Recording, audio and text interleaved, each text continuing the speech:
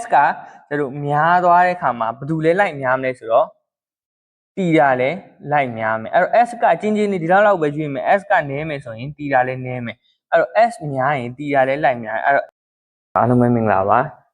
ဆရာဝင်း Physics Principle ဆိုတဲ့ YouTube channel ကနေပြီးတော့မှအားလုံးကိုကြိုဆိုလိုက်ပါတယ်ဒီနေ့မှာတော့ဆရာတို့ Grade 12 Physics Chapter 1 Sub Unit က 1.2 ပေါ့နော်အဲ့တော့ Grade 12 Physics မှာဒါဆရာရှေ့ကပြောသလိုပဲဒီ Physics Textbook ရဲ့ Chapter 1မှာအပိုင်းစုစုပေါင်း3ပိုင်းပါ1.1 ရဲ့ 1.2 ရဲ့ 1.3 ရဲ့အဲ့တော့1.1ဘာလဲဆိုတာတော့ဆရာရှေ့ video မှာသင်ပြသွားပြီအဲ့တော့1.2ကကြတော့ဘာလဲဆိုတော့ relation between linear and angular quantities relation ဆိုတာဆက်သွယ်ချက် between အဲ့တော့ဘယ်သူနဲ့ဘယ်သူကြားရဲ့ဆက်သွယ်ချက်လဲဆိုတော့ linear ဆိုရဲမြင်းဖြောင်းတိုင်းရွေ့သွားတယ်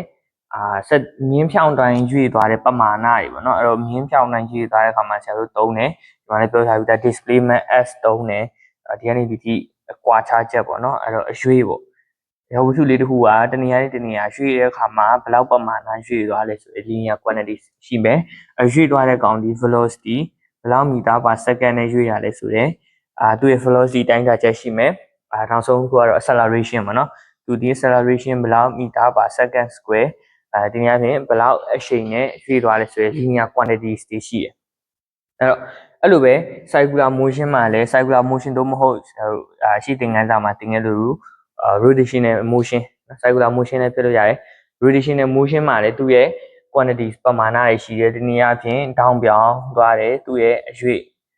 တောင်းပြောင်းရွေ့တီတာလေးရှိမယ်ပြီးရင်တောင်းပြောင်းအဟုန်ဆိုတဲ့ omega ရှိမယ် angular acceleration ဆိုတဲ့ alpha လေးရှိမယ်အဲ့တော့သူ့ရဲ့ quantities တွေရဲ့ဘာလဲဆိုတော့ relation ဆိုတော့ဆက်သွယ်ချက်အဲ့တော့ဒီ linear မှာသွားတဲ့အရာဝတ္ထုတွေနဲ့ linear တိုင်းသွားတဲ့အရာဝတ္ထုတွေနဲ့ဒီ circular သဝိုင်းပုံတိုင်းသွားတဲ့အရာဝတ္ထုတွေဂျားမှာရှိတဲ့ဆက်သွယ်ချက်ကိုဒီနေ့ 1.2 ခေါင်းစဉ်မှာဆရာရှင်းပြသွားမှာဖြစ်ပါတယ်အဲ့တော့ physics textbook နဲ့ကြည့်တဲ့လူတွေကလည်း physics textbook ရဲ့ seminar 4နဲ့5မှာပေါ့နော် seminar 4နဲ့5မှာဒီအကြောင်းအရာကိုအသေးစိတ်ပြောပြထားပါတယ်အဲ့တော့ဒီဟာလေးကိုဆရာဆက်ကြည့်လိုက်အောင်နော်အဲ့တော့သူက linear quantities မှာဆရာတို့ displacement s နဲ့ angular quantities theta ရဲ့ဆက်သွယ်ချက်ကတော့ s equal to r theta ဆိုပြီးတော့မှဆက်သွယ်ချက်လေးရှိတယ်အဲ့တော့ s equal to r theta ဆိုတော့ theta နဲ့ s နဲ့နှစ်ခုကြားမှာဆရာတို့ဘာလေးခံထားရလဲဆိုတော့ radius ဆိုတဲ့ r လေးခံထားတယ်အဲ့လိုပဲ linear quantities မှာ velocity ရှိတယ် angular quantities မှာ omega ရှိတယ်အဲ့တော့အဲ့နှစ်ခုကိုလည်းတူတူပဲ r omega ဆိုပြီးတော့မှ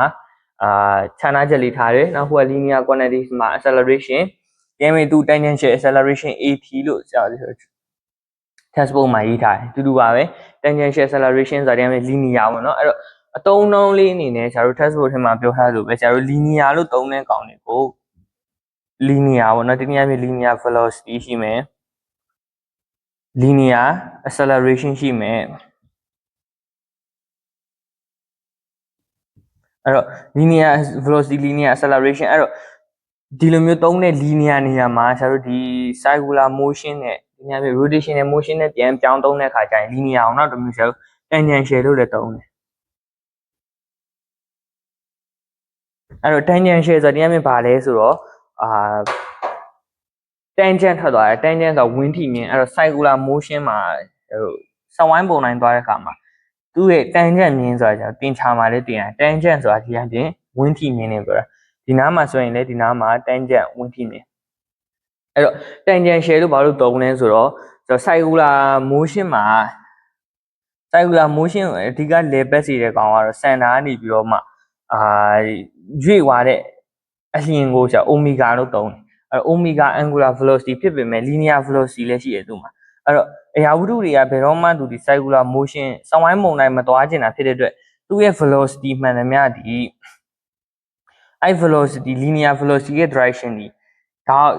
လျှောက်အမြဲတမ်း circular motion မှာ tangent ထွက်သွားတယ်သူ့ရဲ့ direction ပေါ့နော် linear velocity ရဲ့ direction အမြဲတမ်း tangent ထွက်သွားတယ်အဲဒါကြောင့်မလို့သူ့ကိုဆရာတို့ tangential velocity လို့သုံးတယ် acceleration ဖြစ်မယ်ဆိုရင်လည်း tangential acceleration လို့သုံးတယ်ပေါ့နော်အဲ့တော့တမန်တက်နေမှာပဲဖြစ်ဖြစ်true false တွေ quality မှာဖြစ်ဖြစ်အဲ့တော့ linear ပဲလာ tangential ပဲလာကိုအနေနဲ့သိရမယ်ပေါ့နော်နားလည်ထားရမယ်အဲ့လိုပဲ acceleration မှာလည်း tangential acceleration နဲ့angular acceleration ရဲ့ခြားနားချက်မှာအားလေးရှိတယ်အဲ့တော့ဒီဆက်သွယ်ချက်လေးကတော့ပု္ပ္ပစာတွေမှာပါတဲ့အတွက်ကြောင့်မို့လို့အလို့ရချင်တော့ဆရာတို့ကြက်ထားလို့ရတယ်ဒါပေမဲ့သူ့ရဲ့သဘောတရားလေးကိုဆရာရှင်းပြမယ်သူ့ရဲ့သဘောတရားလေးကဆရာတို့rotational motion ဖြစ်သွားမယ်ဆိုရင်အဲ့တော့ rotational motion အကြောင်းဒါရှေ့သင်ခန်းစာမှာလည်းပြောထားခဲ့တယ်အဲ့တော့ဘယ်လိုပြောမလဲဒီ textbook ထဲမှာလည်းရေးထားတယ်ဆရာတို့ grade 11တုန်းကတဲ့ circular motion နဲ့ linear motion နဲ့ခြားနားချက်မှာဒီ formula တွေကိုဖော်ပြထည့်ပြီးသွားပြီအဲ့တော့ grade 11မှာဒီ formula တွေကတင်ပြီးသွားပြီတဲ့အဲ့တော့အခုက rotational motion နဲ့ပတ်သက်ပြီးတော့မှပြောမယ်ပေါ့နော် rotational motion နဲ့ပတ်သက်ပြီးပြောတဲ့အခါမှာသူကဆရာတို့အရင်ဆုံးဘာလေးပြောလဲဆိုတော့အရင်ဆုံးဆရာတို့rigid body လေးတစ်ခုကိုစဉ်းစားလိုက်ပါ rigid ဆိုတာမာတဲ့ဝတ္ထုပေါ့နော်ခက်မာဝတ္ထုအဲ့တော့ဆရာတို့အနီးတစ်ဝိုက်မှာဘာရှိမလဲဆိုတော့ဆရာတို့ဒီမာကာပန်လေးပဲထားလိုက်ပါနော်မာကာပန်လေးကမာတယ်ဒီနေ့အဖြစ်အလွယ်တကူပုံမပြတ်သွားနိုင်တဲ့ဟာပေါ့နော်အဲ့တော့အလွယ်တကူသူ့ရဲ့ပုံသဏ္ဍာန်မပြောင်းသွားနိုင်တဲ့အရာဝတ္ထုလေးတစ်ခုကိုယူလိုက်ပါအဲ့တော့ဒီ textbook ရဲ့ seminar လေး figure 1.2 ရဲ့ A မှာလည်းပြထားတယ် rigid body လေးတစ်ခုရဲ့ပုံသူဆွဲပြထားတယ်အဲ့တော့အဲ့ဒီ rigid body လေးကိုတဲ့ဆရာတို့ rotational motion တနည်းအားဖြင့်စောင်းဝိုင်းပုံသူ့ကိုဝင်ရိုးကနေလဲစေမယ်အဲ့တော့ဒီဝတ္ထုလေးကိုဝင်ရိုးကနေလဲတဲ့အခါမှာသူဒီမာကျော်တဲ့အရာဝတ္ထုဖြစ်တဲ့အတွက်ကြောင့်မို့လို့သူ့ကိုလှည့်လိုက်တဲ့အခါမှာသူ့ရဲ့ပုံသဏ္ဍာန်ကပြောင်းလဲသွားမှာမဟုတ်ဘူးတဲ့အဲ့တော့ပြောင်းလဲသွားမှာမဟုတ်ပေမဲ့တနည်းအားဖြင့်ပြောမယ်ဆိုဆရာတို့ပြောတဲ့အရာဝတ္ထုတနည်းအားဖြင့်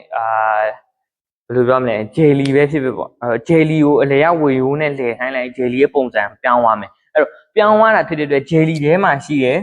particles လေးအဲ့တော့ jelly ထဲမှာရှိတဲ့ particles လေးတွေကစောင်းဝိုင်းပုံလဲတဲ့အခါမှာသူ့ရဲ့တီနီယာပြက်ပြီးတော့မှရွှေ့သွားမယ်ဒါပေမဲ့ rigid body ကြတော့အဲ့လိုမဟုတ် rigid body ထဲမှာရှိတဲ့ particles လေးတွေကိုဘယ်နေရာမှာပဲရှိဘယ်နေရာမှာမဆိုရှိတဲ့ particles လေးတွေကို rotational motion ဒီနေ့အဖြစ်ဝင်ရိုးကနေပြီးတော့မှလဲခိုင်းလိုက်တဲ့အခါမှာသူ့ရဲ့ particles လေးတွေရွေ့သွားတဲ့ပုံစံပေါ့ particle လေးတွေဒီစောင်းဝိုင်းပုံစံတိုင်းလဲသွားမယ်အဲ့တော့စောင်းဝိုင်းပုံစံတိုင်းလဲသွားတာကိုကျွန်တော်တို့အပြင်မှာ3 dimension နဲ့ဝင်ရိုးနဲ့ခွဲထွက်ပြီးဆွဲကြည့်တဲ့အခါမှာသူဒီ plane တစ်ခုလိုဖြစ်သွားတယ်အဲ့တော့ plane ဆိုတာဒီစောင်းဝိုင်းပြားပေါ့ဒီနေ့အဖြစ်နားလည်အောင်ပြောမယ်ဆိုရင်တော့ဒုတ်ချောင်းလေးတစ်ချောင်းယူပြီးတော့မှအပေါ်ကနေပြီးတော့မှကတ်ထုပြားလေးတစ်ခုဖောက်လိုက်ရင်ဒုတ်ချောင်းနဲ့ကတ်ထုပြားလေးပုံစံရပါတယ်အဲ့လိုမျိုးပလိန်များလေးဖြစ်သွားတယ်အဲ့တော့အဲ့ဒီပလိန်များလေးနဲ့ဒီဝတ္ထုရဲ့ရွေ့သွားတဲ့စောင်းဝိုင်းပုံလမ်းကြောင်းတွေအမြဲတမ်းတောက်မှန်ကြတယ်90 degree ရှိရဆိုပြီးတော့မှtextbook ထဲဖော်ပြထားတယ်အဲ့တော့ဘယ် particles မဆိုပေါ့နော်ဒီ rigid body ထဲမှာရှိတဲ့ဘယ်နားမှာမဆိုရှိတဲ့ particles လေးတွေဒီပလိန်တစ်ခုဖြစ်သွားပြီးတော့မှသူ့ရဲ့ဝင်ရိုးနဲ့အမြဲတမ်းတောက်မှန်ကြတယ်အဲ့နောက်တစ်ခုကသူဒီ rigid body ဖြစ်တဲ့အတွက်ကြောင့်မို့လို့လေဒီ particles လေးဒီစောင်းဝိုင်းပုံလမ်းကြောင်းတိုင်းရွေးတဲ့အခါမှာသူ့ရဲ့ဝင်ရိုးနဲ့သူရှိနေတဲ့အကွာဝေးဒီသူ့ရဲ့ radius လေးဒီနေရာမျိုး radius ဆိုတာအချင်းဝက်ဖြစ်ပြီးတော့မှဘယ်တော့မှအဲ့ radius ကပြောင်းလဲသွားမှာမဟုတ် radius က constant ကိန်းကြီးဖြစ်နေမှာအဲ့တော့ကိန်းကြီးဆိုတာတရားဖြင့်ကဏ္ဍမပြောင်းသွားဘူးဒီနားမှာရှိတဲ့ radius က5 cm ဖြစ်နေမယ်ဆိုရင်သူဒီဘလောက်ပဲလဲ rigid body ဖြစ်တဲ့အတွက်ကြောင့်မို့5 cm ကနေပြီးတော့မှမပြောင်းလဲသွားဘူးအကယ်၍သူဒီ rigid body မဟုတ်ဘဲနဲ့ခုနကပြောလို့ jelly တို့ဆရာတော်ငယ်ငယ်တော့ဆော့တဲ့ဂျုံတို့ဂျုံမုတ်လေးတွေလေအဲ့တော့ဘလို့ပြော့တဲ့အရာဝတ္ထုတွေတည်းဖြစ်မယ်ဆိုရင် radius ကတော့ပြောင်းလဲသွားနိုင်တယ်ဘာလို့လဲဆိုတော့သူ့ရဲ့ angular velocity များတာလေးလေသူ့ရဲ့ဒီဝင်လေတဲ့အရှိန်များတာလေးလေသူဒီဘေးဘက်ကိုဖယ်ထွက်သွားမှာအဲကြောင့်မလို့ radius ဒီ constant ဖြစ်တယ်အဲ့ဒါလေးကိုကျတို့ဒီဘက်ဘေးမှာ particles တွေတစ်ခုစာအတွက်ဆိုပြီးတော့မှဘေးနားလေးမှာခွဲပြီးတော့မှ3 dimensional x y z ဝင်ရိုးနဲ့ခွဲထွက်ပြီးဆွဲပြထားတယ်ကျတို့ figure 1.2b လေးကိုလည်းတွေ့ရမှာပါအဲ့တော့ကျတို့ဒါတွေအခုဘာလို့ပြောပြနေလဲဆိုတော့တမတ်တန်တွေအတွက်အရေးကြီးတယ်ပြီးတော့မှဒီ formula ဖြစ်ပေါ်လာရတဲ့အကြောင်းရင်းကိုရှင်းပြနေရလဲဟုတ်ပါတယ်အဲ့တော့ဒီ formula ဘာကြောင့်ဖြစ်လာလဲဆိုတော့ဒီ formula ကိုရေးလိုက်ရတဲ့အကြောင်းရင်းနဲ့ဒီဆောင်ပွဲမှာတမတ်တန်တွေမိကွန်းတူလေးတွေကိုနားလည်အောင်ဖြည့်နိုင်ဖို့ပေါ့နော်အဲ့တော့ပြောရတာတွေကတိတ်မများပါဘူးကျွန်တော် linear ဆိုရင် tangential လို့သုံးတာရှိမယ်ပြီးရင် rigid body အတွက်ဆို radius က constant ဖြစ်မယ်ပြီးတော့မှသူ့ရဲ့ plane နဲ့ဝင်ရိုးနဲ့ဒီတောက်မှန်ကြနေဆိုတဲ့ချက်လေးတွေပါမယ်အဲ့တော့ linear sorry ဒီလိုမျိုးဖြစ်သွားတဲ့ circular motion မပြန်ဖြစ်ဒီဝင်ရိုးကလဲတာဆို rotational motion ပေါ့အဲ့တော့ rotational motion မှာ သွားတဲ့ particle လေးတစ်ခုကဆရာတို့ဒီသူ့ရဲ့ position ဒီနေရာဒီလောက်ကနေပြီးတော့မှဆရာတို့ဒီလောက်ကိုရွှေ့သွားတယ်အဲ့တော့ဒါဒီသူ့ရဲ့အရွှေ့လေအဲ့တော့ဒီအရွှေ့ဒီ particles လေးကဒီကနေပြီးတော့မှဒီထိရွှေ့သွားတာဒီဒါသူ့ရဲ့linear displacement မှာအဲ့တော့ဒီကနေပြီးတော့မှဒီထိမှာ3မီတာတော့၎င်း3 cm တော့၎င်း 0.3 cm ဆိုတော့ဘယ်လောက်ပဲရွှေ့ထားဒီသူ့ရဲ့ဆရာတို့ linear အရွေ့ပေါ့ဒီမြင်းဖြောင်းတိုင်းရွေ့ရဲ့အရွေ့တွေလို့ခေါ်မယ်အဲ့တော့အဲ့မြင်းဖြောင်းတိုင်းရွေ့နဲ့ဆရာတို့ဒီ radius နဲ့ဆက်လိုက်မယ်ပြီးရင် down တစ်ခုဖြစ်လာတယ်အဲ့တော့ down တစ်ခုဖြစ်လာတာကကြတော့ဆရာတို့ angular ပေါ့ angular displacement ဒီနေ့အဖြစ်တည်တာပေါ့အဲ့တော့တည်တာဒီနေ့ circular motion မှာကြတော့ circular motion ရဲ့ရွေ့သွားတဲ့ object လေးကဘယ်လောက်ထိလဲသွားလဲဆိုတာကိုဆရာတို့တည်တာနဲ့ပြောတယ်ဒီနေရာမှာကြတော့မီတာနဲ့ပြောတယ်ဘယ်လောက်ရွေ့လဲဆိုတာအဲ့တော့အဲ့နှစ်ခုရဲ့ဆက်သွယ်ချက်ကိုအဲ့နှစ်ခုကို linear displacement s နဲ့တဲ့တည်တာနဲ့ကိုဘာကချိတ်ဆက်ထားပြီလဲဆိုတော့ဆရာတို့ radius ဆိုတဲ့ r လေးကချိတ်ဆက်ထားပြီတဲ့အဲ့ဒါကြောင့်မလို့တို့နှစ်ခုရဲ့ဆက်သွယ်ချက်မှာ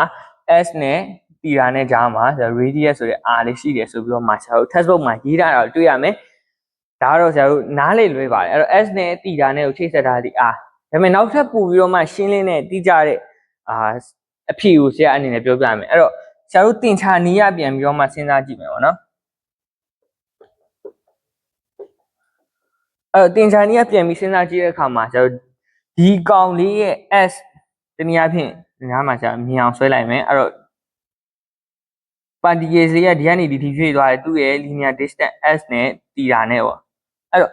ဘယ်လိုမျိုးစဉ်းစားလို့ရလဲဆိုတော့သင်္ချာနီးရဆိုရင်ဒီ s ကဒီ particle လေးကဒီ s တိုင်းမရွေ့ပဲနဲ့ထပ်ပြီးတော့မှများများရွေ့သွားမယ်ဒီလောက်ထိရွေ့သွားမယ်အဲ့တော့ဒီလောက်ထိရွေ့သွားမယ်ဆိုဒါဒီ s2 ပေါ့ဒီက s2 မဟုတ်ပဲ s ထားလိုက်ရအဲ့တော့ linear distance ကများသွားတယ်အဲ့တော့ s ကကျတို့များသွားတဲ့ခါမှာဘယ်သူလဲလိုက်များမလဲဆိုတော့တီတာလဲလိုက်များမယ်အဲ့တော့ s ကချင်းချင်းနေဒီလောက်ပဲရွေ့မယ် s ကနည်းမယ်ဆိုရင်တီတာလဲနည်းမယ်အဲ့တော့ s များရင်တီတာလဲလိုက်များအဲ့တော့ s နဲ့တီတာနဲ့ဒီဓာတ်ရိုက်အချိုးကြတယ်ဒီနေ့အဖြစ် linear displacement နဲ့ angular displacement ဒီဓာတ်ရိုက်အချိုးကြတယ်အဲ့တော့ angular displacement များမယ်ဆိုရင်လေ linear displacement လိုက်များမယ်အဲ့တော့ linear displacement များရင်လည်း angular displacement လိုက်များတယ်အဲ့တော့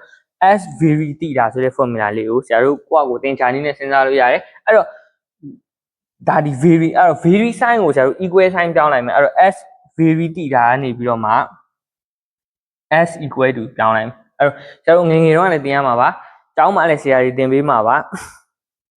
vary sign ကို equal sign ပြောင်းရင်ဆရာတို့ဘာတစ်ခုနဲ့မျှရလဲဆိုတော့ constant တစ်ခုနဲ့မျှရတယ်အဲ့တော့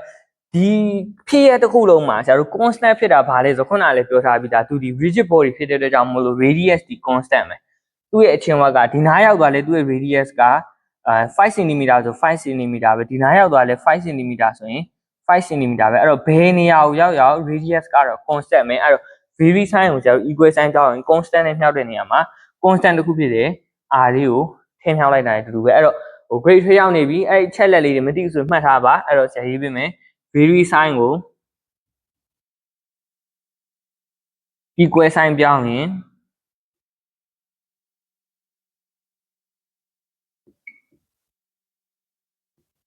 အဲ့တော့ constant တစ်ခုနဲ့မြောက်ပေးရပါတယ်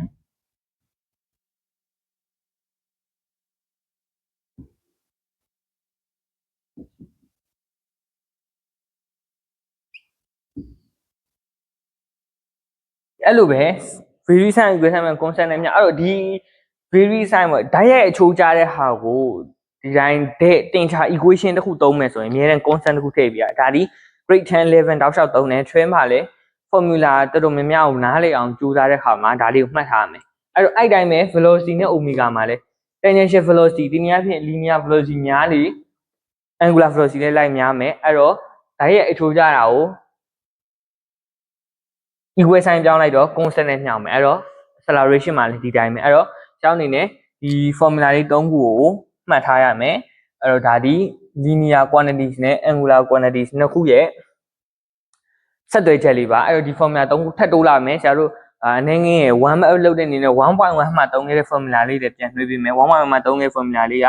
alpha equal to omega minus omega naught by t အဲ့တော့ omega equal to omega naught plus alpha t omega square equal to omega naught square plus 2 alpha t theta theta equal to omega naught t plus half alpha t square နောက်ဆုံးခုကကျတော့ omega bar equal to omega plus omega naught by 2အဲ့တော့ formula လေးတွေကိုအတက်နိုင်ဆုံးမှတ်မိနေအောင်လုပ်ထားပါဘယ်လိုဖြစ်လာလဲဆိုတာလဲစဉ်းစားတတ်အောင်လုပ်ထားအားကြရင်ကိုစဉ်းစားတတ်သွားတဲ့ခါကျရင်ဆောင်းမွေးခန်းထဲမှာမေးခွန်းလာရင်အဲ့မေးခွန်းကြည့်ပြီးကိုယ့်ကိုစဉ်းစားပြီးဖြေလို့ရတယ်အဲ့လိုမဟုတ်ဘဲနဲ့ထပ်ခါကျတော့နားမလည်ဘဲနဲ့ဒီတိုင်းပဲလေ့ကျင့်စူးစမ်းမယ်ဆိုရင်ရပါတယ်ဒါပေမဲ့လူပင်ပန်းသွားမယ်ပေါ့နော်အဲ့တော့လူအရင်မပင်ပန်းအောင်လို့ကိုယ့်ကိုအုံနောက်လေးနဲ့နားလည်အောင် critical thinking လေးသုံးပြီးတော့မှတွက်နိုင် physics ဆိုတာတကယ်တော့လွယ်လေးပါ